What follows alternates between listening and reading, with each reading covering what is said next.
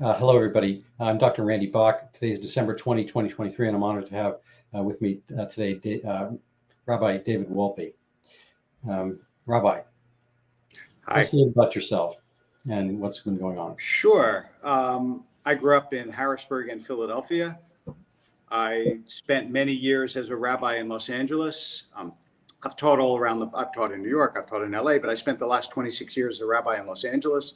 And then this past year, I've been a visiting scholar at Harvard Divinity School and been in the thick of all the controversies that have been going on at Harvard.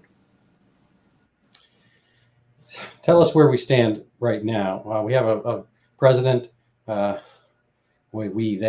So I'm a Yaley. There are arch enemies, but I'm not sure things are much different at Yale per se. What does Harvard historically represent? What does it represent now? Where do they stand on free speech and protection of rights of minorities? So one of the biggest problems of the many problems that Harvard, and I think Harvard is representative of many institutions, as you indicated. So I don't want to suggest this is unique to Harvard, but one of the problems that many of them had is that in theory they stood for free speech, but actually what happened was when the political winds shifted and something happened that was dear to the heart of the political persuasions of the faculty and the administration, they did speak out. So when George Floyd happened, there were lots of statements from universities that said that they don't make statements. And now all of a sudden, when October 7th happened, they said, oh, no, we don't make statements. And everybody knew that wasn't true. It was just that they didn't want to make a statement in this case. I'm told, this is not I have not done research in this. I'm told that the University of Chicago actually said before October 7th, listen, we don't make statements. And then when October 7th came, they were in a much better position than other universities because they said, this is our standing policy. But absent that, what you've gotten is an absolute mess. And cleaning it up is, if it can be cleaned up, it's going to take a lot of time and a lot of effort and a lot of learning. Well, you have a lot of learning. Not sure we all have the time left to do this. So where do we stand with our next generation? The numbers, don't look good. I think, you forwarded an article by Brett Stevens, but it's buoyed elsewhere that our 18 to 24 demographic is, kind of pro-Hamas at the very least, and pro-socialism, a lot of stuff. So there are a couple of things to tease out about that. First of all, I would not over rely on one study or one poll. So I think more needs to be done, but we clearly have a problem, even if it's not at the scale that poll suggests.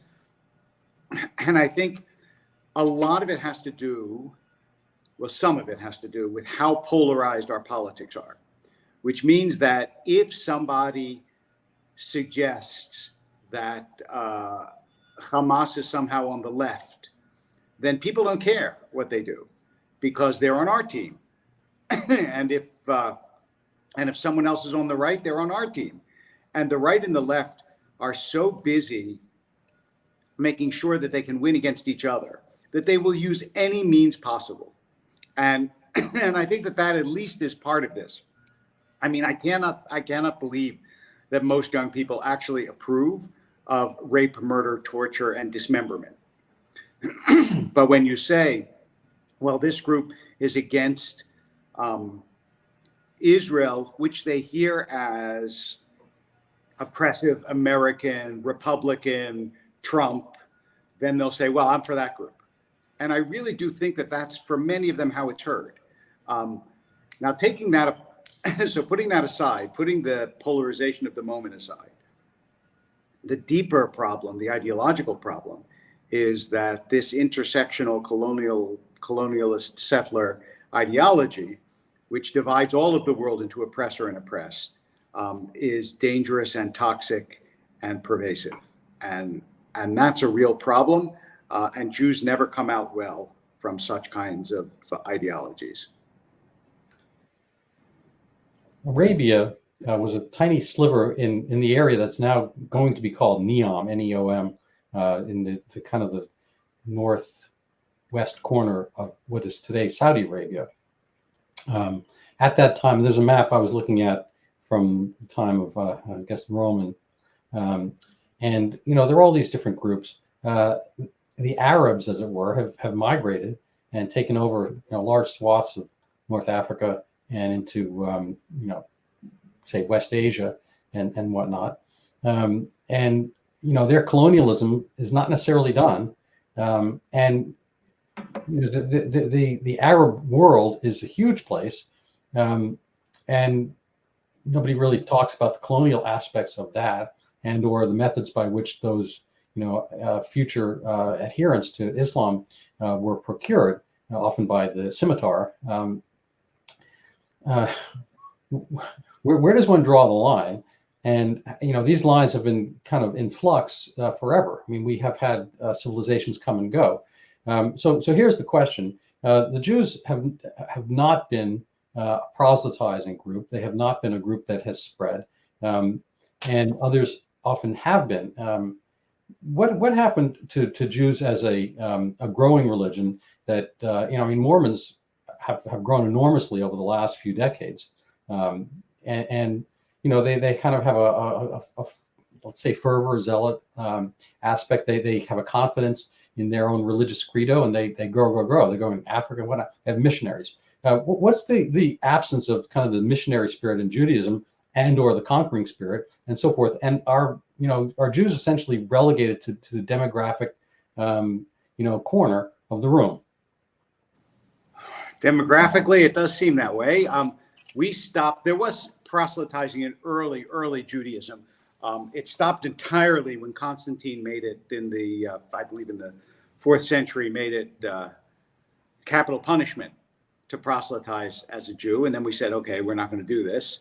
But we haven't proselytized for thousands of years. And we're clearly going to be a minority culture.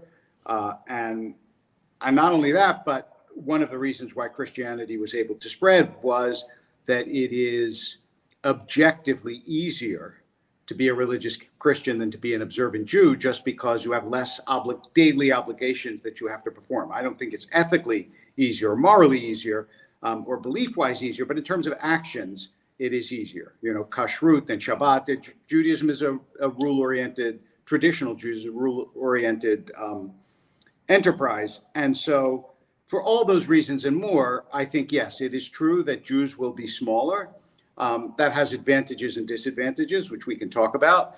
But as you said, it depends how far back you want to go in history as to decide how you feel about the current situation. My own feeling is that we have reached the limit of how much history is going to be helpful for us. We say it's this way and you say it's that way, but the facts on the ground are what have to be dealt with. And the question is, do we have in Israel a neighbor that is willing to live in peace? And so far the evidence is, I won't even say it's pretty much on the negative side, not entirely, but pretty much. And do they have a neighbor that's willing to live in peace? Well, the evidence is peace in Jordan, peace in Egypt, peace with the Abraham Accord countries. If you want to make peace with Israel, they're ready to make peace. I think there's abundant evidence of that. So now we just have to hope for some kind of ideological shift in time that will allow people who right now are devoted to wiping us out to change and agree to live in peace. Yeah. So that's an interesting point. I mean, if you look kind of writ large, I mean, there have been peace accords with Egypt, and I think not with Syria, but there seems to be kind of a cold peace, if you will, with those countries. But I don't think it goes the other way. I mean, Golda Meir said if they disarmed, we'd have peace. If we disarmed, we'd be dead. And unfortunately, that's still true. And I want to just say to those who doubt this, that doesn't mean every Palestinian feels that way. I don't think they do. I think there are probably many Palestinians who are ready to live in peace with Israel. But there is a significant enough percentage, and they have enough power, both political and military, in the Palestinian world, that it is clear that if Israel tomorrow had no arms, that there would be wholesale slaughter in Israel. I don't think there's any question about, look, they arrest people from Hamas going in Europe to bomb synagogues and to bomb Jewish businesses. Why are they doing that? They're doing it because they're not doing it for political reasons. They're doing it because they hate Jews. Speaking of Europe, I have this. I have theories about everything, but I have a theory that German guilt over the Holocaust brought this open door policy to Middle East, and I don't know if they wanted the cultural tension of a minority, whatever. And I think Muslims kind of basically demographically replaced Jews. If you look writ large, I mean, obviously the population is different.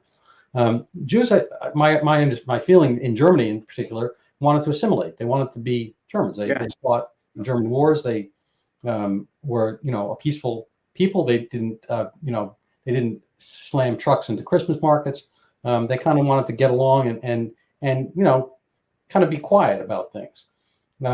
And what they've been replaced with is kind of originally the Turks, who I think wanted that as well, to kind of keep their heads down and work and so forth, and were grateful not to be, in Eastern Turkey, whatever, and have better jobs, better schools, and all that kind of stuff. But what you see coming from Europe now is really kind of a bold punch in the face, and literally so. I mean, the German kids in minority German school districts are pummeled, from what I see, and they're bullied. It's a weird turnaround, and yet in the Syrian war, we can get to that a little bit later about how many people were killed in that with very little uproar at the perpetrators per se.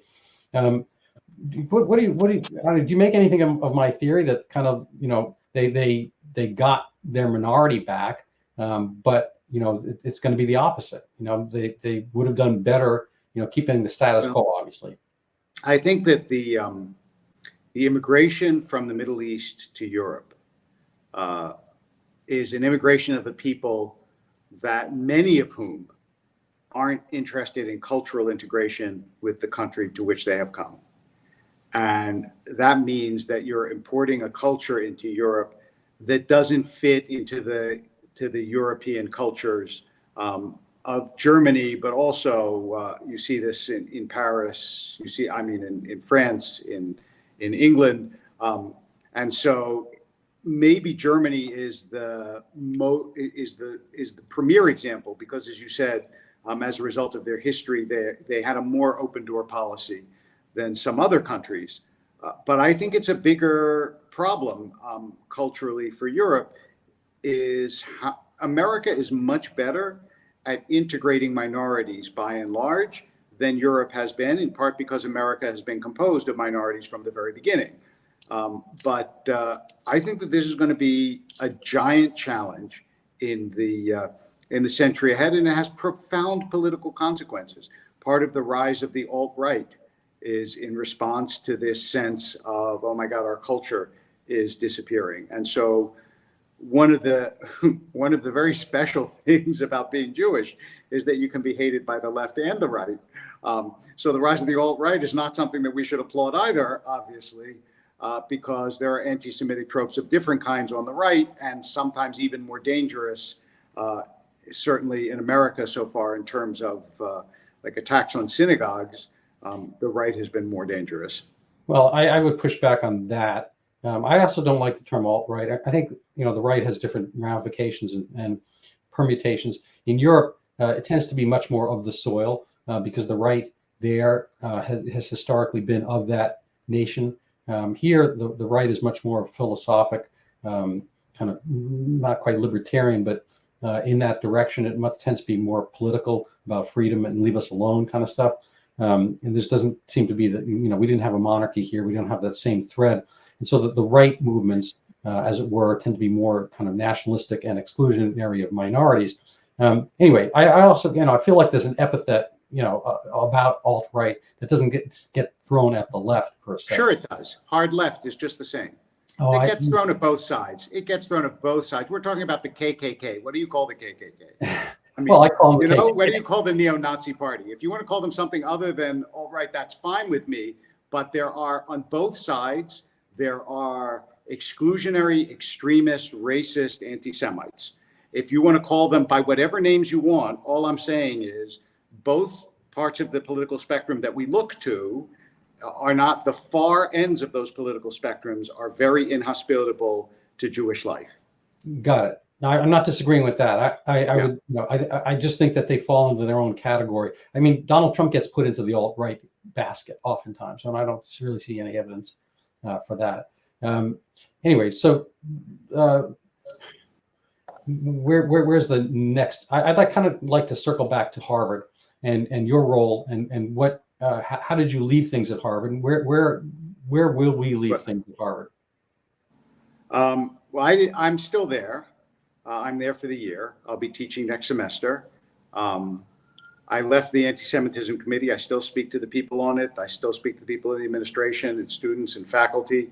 But I felt I was just not making the kind of difference that I needed to make. And it was a question of being seen as part of a structure and a program that I couldn't change and I couldn't approve of. So my only alternative was to leave, which I did. But the deeper question isn't so much my role. It's a question that we had a chance to talk about for a second before we came on the air, which is, can this be reversed? That is, can places like Harvard in the short term, I mean, the long term, God only knows what will happen. AI may come in and run the university for us, God only knows. But in the short term, can it be reversed? And I think that the part of the problem with the congressional testimony of the three presidents was that then people started to focus on the three presidents. And they are like, really, it's so much more endemic and systemic than any one person that it's easy to focus on a person, but this is much, much deeper. And can you, through the faculty, the ideology of the faculty, the ideology of many of the students, as you've said, this is going to take a really long and careful ideological counterforce to change the, I think, deeply distorted way that history is looked at on campuses today.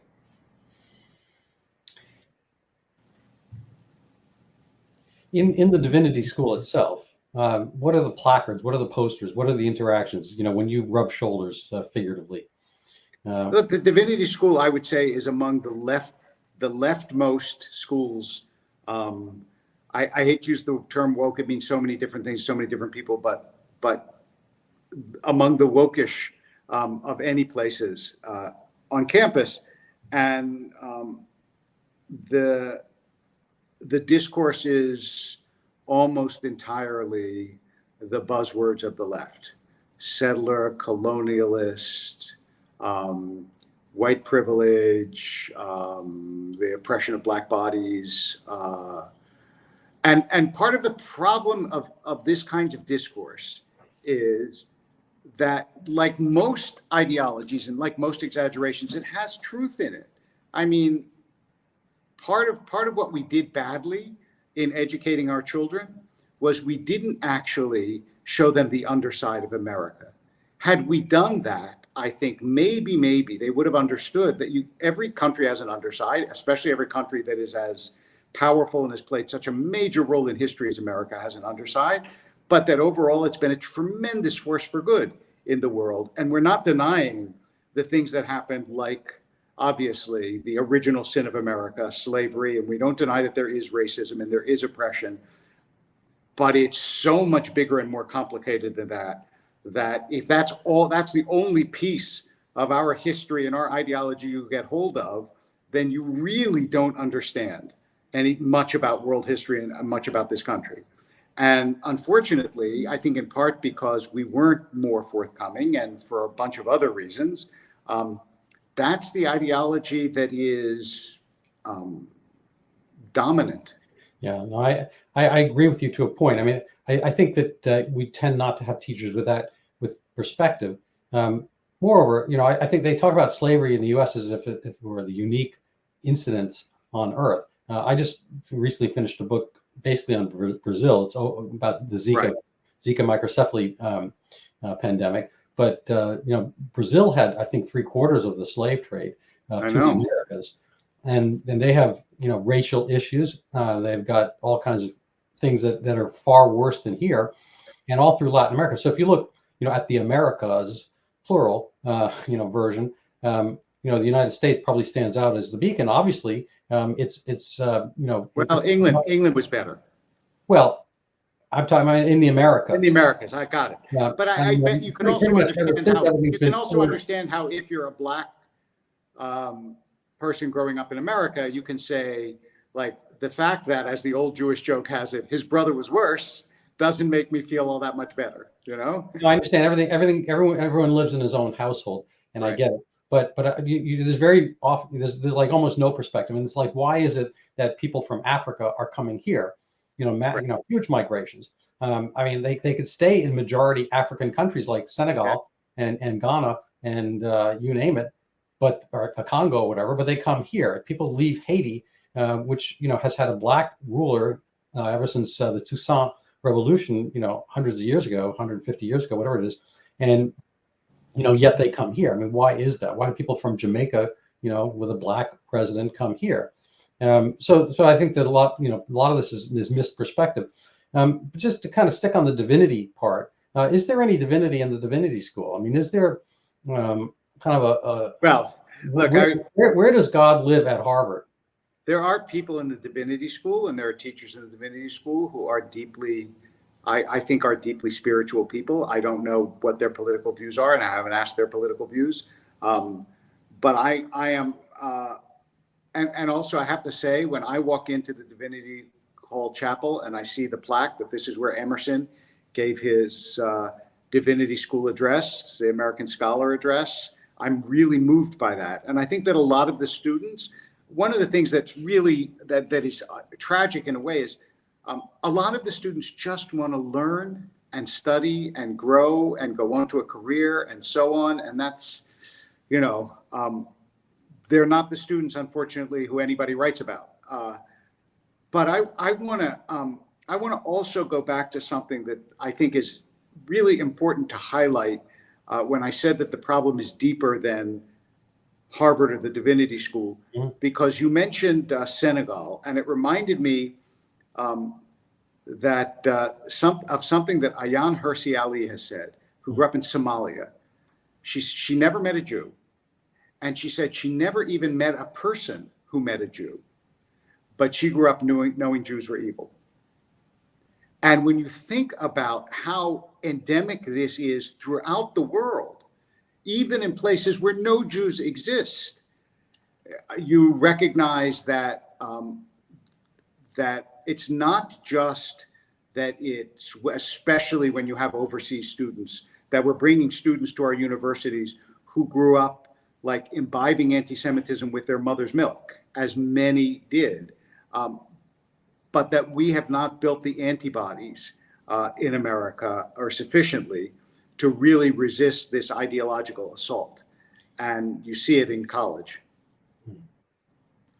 Well, I kind of think we had to a point, but I think immigration changed things. So if you can talk about kind of, the Ted Kennedy local boy,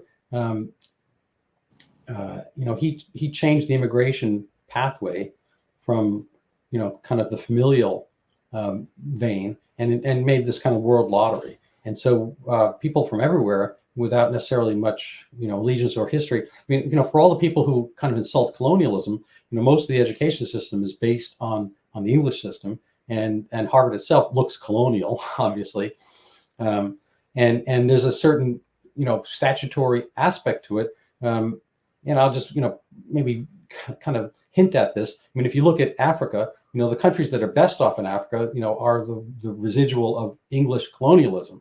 So as bad as colonialism is, what are the alternatives per se? And they maybe did colonialism best. So to kind of sift through a question here, well, let's say just stick with colonialism. What is colonialism? And I guess the question that was kind of nagging at me earlier when you were talking is, the Jews have been essentially anti-colonialism, insofar as they did not, like the Arabs, conquer swaths of land. They never had a great kingdom. Even if you go back in Europe, even the Lithuanians had a huge kingdom, the Poles had a huge kingdom. Napoleon tried to, march back and forth. The Russians took over all of Asia. The Chinese, I mean, Han Chinese are anyway. It's like, so we get hated for mostly kind of hanging around and doing our own stuff, following 613 rules. What's the deal? I mean, I'll give you a different way to think about it, which is complementary to what you just said. We were thrown out by a colonial empire, the Romans, and we came back by overthrowing a colonial empire, the British. So if you want to look for an anti-colonial people, here's a people that was thrown out by the greatest colonialists of the day and managed to sneak back under the greatest colonialists of the day. So we Jews, I will not admit to the colonialist charge. I think that it's ludicrous. To the extent that any people is indigenous that we know of, certainly in the migratory parts of the world. I mean, maybe there are, places in equatorial New Guinea where people have been for thousands and thousands of years. But in terms of any place where people move back and forth, Jews are as indigenous to Israel as it is possible to be. And as I said, I said in a post a little bit snarkily, but still, I said people are about in a week or two to sing carols to Jesus born in Bethlehem and then to deny that Jews have a historical right to the land. I thought, do they understand that Jesus was a Jew born in the land of Bethlehem? The people called him rabbi.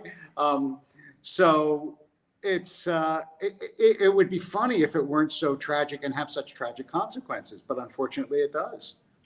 So how did people get so silly? I was kind of in the shower this morning and kind of thinking about public schools, and my kids went to them. I went through sixth grade. I went to private school. I'm not sure it was better politically, but at least we kind of had chew toys of rhetoric and things that a debate and argument and so forth. Now, the kids have that. Do they have kind of pushback and debate these days? I don't know if you have children, but did they go to public school? Where do we go from here?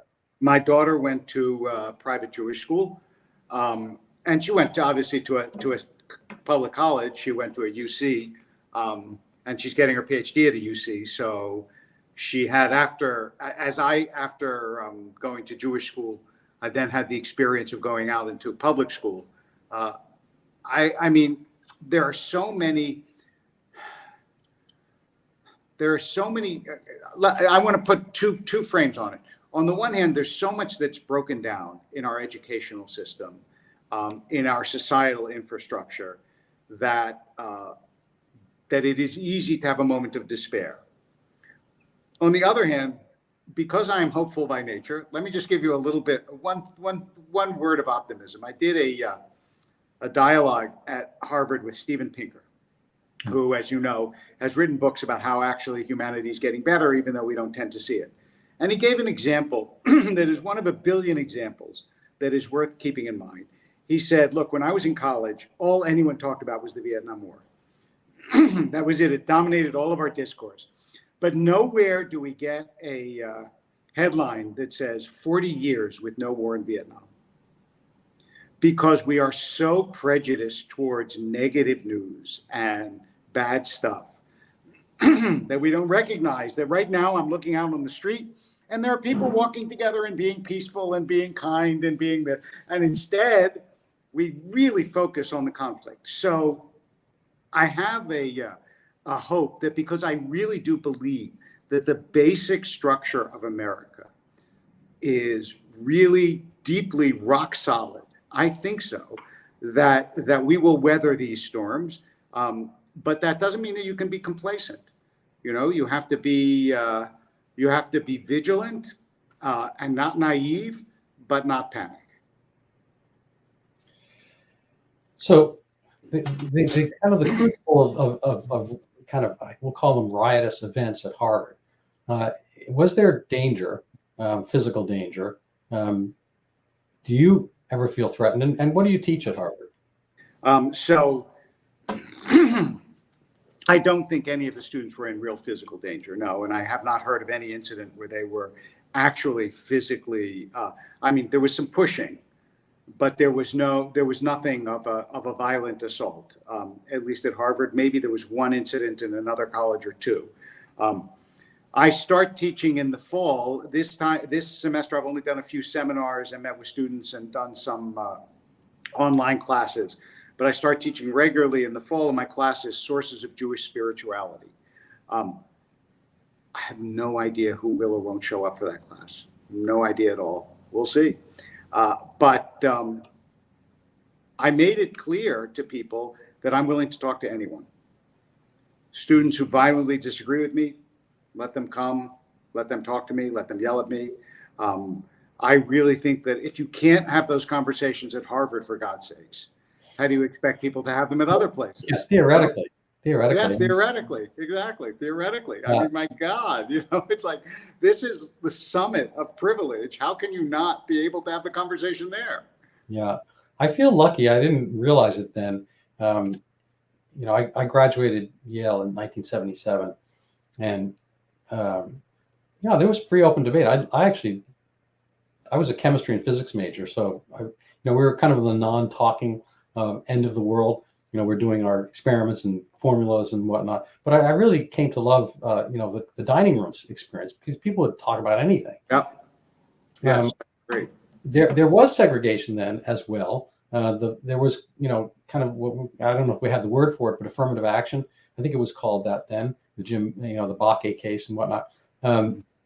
And a lot of people, who were from, let's say inner city, whatever, or different circumstances, they sat together. And I hear this going on as well now. I recently had on Saif Khan, who was basically Me Too'd out of existence at Yale, a false rape charge after a consensual evening of frivolity and whatnot. And his life was turned upside down. But he's from Afghanistan. He was talking about the Muslim table, and the Muslim table didn't like when that those groups did not like when he went to sit at another table, and they didn't like when he was doing X, Y, and Z, which were not kashrut, whatever the term is for them. Is that what we have? Just the Balkans, on campus? I don't know if you have any observations on student life. Yeah, there's a lot of separation, especially right now. I've mentioned before that when I was a kid, when you were a kid, if you asked people if they would be okay if their children married someone of a different race, most said no. If you said, "Are you okay if your kid marries someone of a different political party?" they would say yes. Now it's exactly reversed. Most people say, other race, sure, that's not a problem, but other political party, no, I don't want my kid marrying a Republican. I don't want my kid marrying a Democrat. So in some ways we can make progress, in other ways not. But in terms of politics and tribalism of opinion and so on, I think right now things are pretty bad on campus. And it's there aren't that many crossovers. And so I really, in some ways, I wish nobody would talk about politics. I wish they would just, sit together and talk about their classes. But that's unrealistic, because it's much better when you get to know someone as a human being and then you discuss politics, because you already know them and you know their life and you know that they could be a decent person. And then you can get to the disagreement. But because all we share in our culture are politics, we start off with politics and then we never get to the rest of it. It's not an easy time. It's seriously not an easy time to be a college student if you have any convictions. And it's not, I suppose it's not even easy to be neutral. It's just a very, very polarized time. As we know from the election, it's like each side really sees the other side as something close to evil. And that's unhealthy for a society. No, it's true. I had my 50th high school reunion recently and saw some friends and whatnot, groups. And somebody came up to Boston recently and wanted to see me. And I was like, oh, fabulous. And we had lunch. And we'd spoken briefly at the reunion. And he had something he wanted to, I do these videocasts, and he wanted to talk about one of them in particular. And, I just kind of naturally assumed we were politically similar. And we had a great time. We had a great discussion one time. But the way he phrases one thing, he says, well, the way I read you, Randy, the way he reads me is, kind of like, libertarian-ish, maybe sort of Reagan Republican, this and that, free markets, so on, but never Trump. and this was the way of his, saying that he could accept me not being politically the same as long as I was not for Trump. And if you go back, Ronald Reagan was treated almost, in a less virulent time, treated almost the same as Donald Trump is today. Reagan was quote unquote Hitler. George W. Bush was, almost Hitler, whatnot. I mean, I'm not sure about George H.W., but it's been going on for a while that whoever is not you is Hitler. So who was Hitler? Who's Hitler today? Well, I have an answer for that. This is another feature of inadequate education in two ways. First of all, because no one is Hitler today. Hitler was a unique figure, as Stalin was, as Mao was. I mean, these are people who killed millions and millions and millions of people and intended to do so and wished to do so and had the organization and the horrible vision to do so.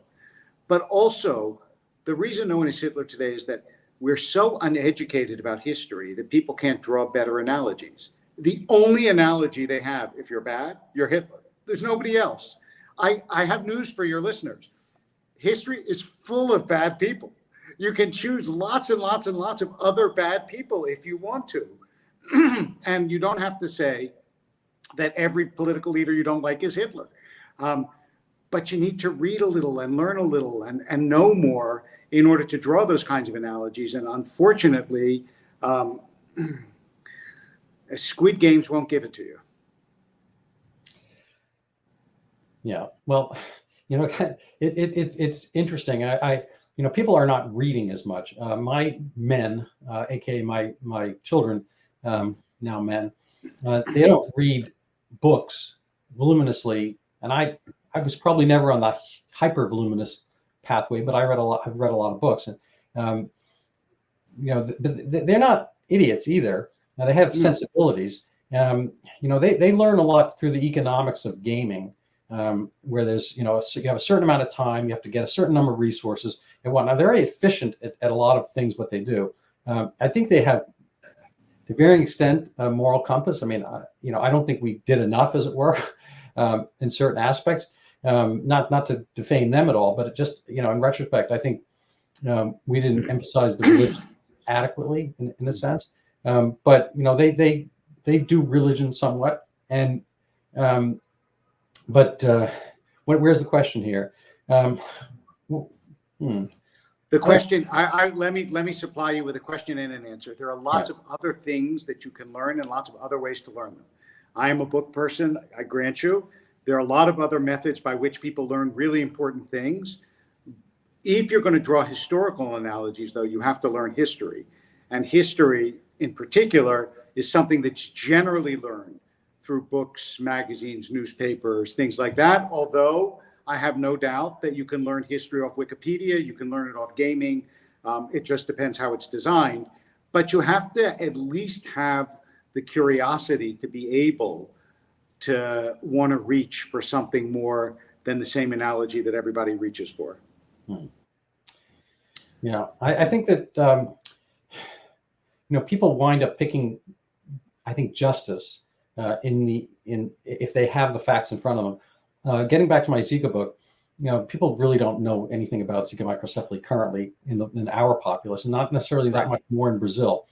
Part of when I was writing a secondary article about it, the Johnny Depp Amber Heard trial was on, and people had very strong feelings about that, and they had a good knowledge base through TV or YouTube or whatever, watching them over and over again, memes and little pictures.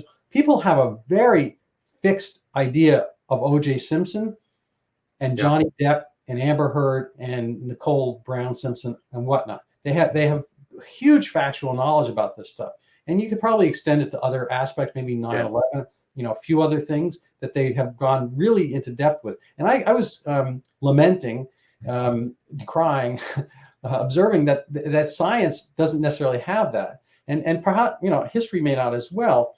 That if some way we could get the Johnny Depp Amber Heard intensity of thought onto a given issue, we would make progress. And people maybe have that with the Israel Hamas thing, but I'm not sure they've necessarily picked the right side for the most part. Who knows? I think that most people don't have a deep knowledge actually of the Israel Hamas thing. All these students that were yelling from the river to the sea, and the Wall Street Journal, I don't know if you saw it, did a survey of how many of them knew which river and which sea. Right. I had no idea, like the Nile, the Ganges. I think that's, look, you don't have to know everything at 20, and you don't always have to believe at 30 what you say at 20. That's why I think that right now education is critical, because a lot of these students say what they say because they've learned what they've learned, and they haven't learned what we need to teach them still. So we have a lot of work to do. Yeah, well, we got a lot of work to teach the teachers. Massachusetts Teachers Association endorsed the river to the sea thing, and the only abstention, I guess, was that these are unions. It sounds like a teachers group, but it's basically the Massachusetts teachers groups of unions by municipality. Newton, where I reside, was the only one that abstained or whatever from that general proclamation. And Newton, has a reasonable, reasonable quotient of Jewish residents and whatnot. But absent that, maybe they would have gone along with it. So when people say they need more education, we need education. It depends. I mean, I was as I said, science guy, and I liked that because there were answers, as it were. Leaving George Orwell aside, 2 + 2 is 4, and everything else is commentary, as it were, to quote Hillel. But it's like, it seems that these other aspects is a morass, and people just genuinely accede to power. They go with whatever the predominant statement is. My kids has lots of weird, bad history being taught to them. They were talking about the slave trade at one point, and they totally omit that the Muslims, still, a lot of places. If you want to see slavery today, you can go to Mauritania, and Mali and whatnot, and throughout swaths of North Africa, and they were huge in the slave trade of blacks, and they're completely given a pass. It seems like people just want to go after the easy victims. Yeah, I think there's no question about that. It's not just the easy victims; it's the victims in their own society. It's the places that they hear about, that they read about, that they're told about. And they would say, because I've had this conversation, that America funds. That's always one of the, we care about Israel because America funds Israel. I don't believe that that's actually the case. I don't think they care about Egypt, and America funds Egypt. But this is part of what we have to contend with. So I'd like to kind of segue to your book a little bit, or your books, plural. But before I do that, there's another interesting conflict. I was in Armenia about 6 years ago, and there have been a series of Armenian-Azerbaijani wars. Yes, I know. Which I think actually have all the quality, if you want to misuse that word, and flavor of the Arab-Israeli wars in a sense. But there's no uproar, there's no attention. Right. I wonder if you have any thoughts about that at all. And mind you, the oddity of kind of Israel aligning with us. I mean, this has always been true. Israel inflames the world for a million reasons. One is because there's a large Muslim population, and when your when your religion is attacked by another religion, it sparks more anger than when your religion is attacked by your own religion, right? You don't appeal to the world about civil wars the same way you appeal to the world about somebody else. And Christians don't react to Armenia the way Jews react to Israel, by and large, around the world. Muslims don't react to Azerbaijan, by and large, the way Muslims react to the Middle East, because Israel seems like a thorn in the middle of the Arab and Muslim world that they've never been reconciled to, because there's widespread anti-Semitism throughout the world. So it's a particularly hated group. There's so many reasons, because we're allied with America, Israel, and people have very deep and often hostile feelings about America. So there are lots of reasons why Israel takes center stage, and it is not a happy place to be. Yeah. So I mean, there were other aspects. I mean, Lebanon was a Christian country historically. That there was the American University in Beirut. We got handed out in the 80s. Was the Marine barracks terror aspect. Does terrorism work? Well, before we get to your book, I would say sometimes it works and sometimes not. I mean, it clearly put the Palestinian cause on the map. Mm-hmm. So sometimes it does work. I wish I could say it never works, but unfortunately, that is not the case. Okay. So I kind of want people to take a look at your books and help support you. Thank you. You can tell us in other ways how this can be. Is this your namesake or vice versa? Yes, exactly. This is my most recent book, and it's about King David, about why it is that this very problematic figure becomes the progenitor of the Messiah. And also, he is, I think, the most interesting character in the Hebrew Bible, and certainly the most is written about him. And he's a very conflicted and conflicting character. So it was a book I really enjoyed writing. Tell us, kind of the what's the Cliff Notes version. The Cliff Notes version is that he was the unlikely king because he was the one that was overlooked. And in the end, he becomes the most successful king of Israel. He unites the kingdom. He founds Jerusalem. But he also commits great sins like adultery and proxy murder. And it's a very complex story and one with a lot of twists and turns and a lot of character. He has in some ways features of absolute greatness, and also he's far from perfect. And what's the message for our viewership? If you want to sum up your recent experiences and/or your worldview, perspective, and so forth. The message is that we should be too experienced to panic and too wise to be naive. That we really are in an important civilizational, ideological struggle, and we need to believe in our values and promote our values without being unwilling to listen to the other. Because one of the reasons why people don't succeed in discussion is because they're just waiting to talk and they're not prepared to listen. So you have to really deeply listen to the other person, ask them questions, find out where they're from, and then engage in the conversation about why you believe what you believe. And this is a long and painstaking process, and it requires self-discipline and thought, but I think that it's crucial if we're going to make progress. Lecturing is not going to do it. Hectoring is not going to do it. All right, so I got a final question.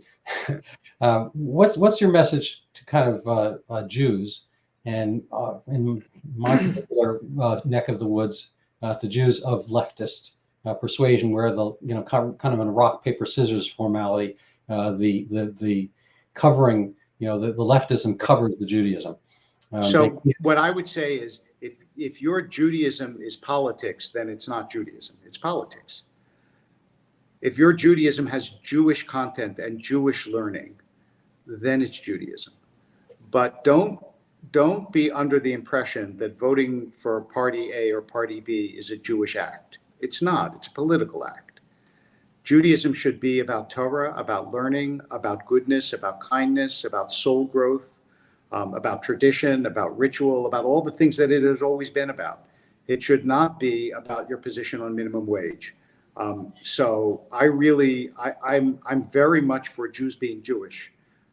I don't think the politics are irrelevant; they're important, but I think you have to start from actual Jewish tradition, and the greatest threat to Jews is Jewish ignorance. The greatest threat to Jews is not anti-Semitism.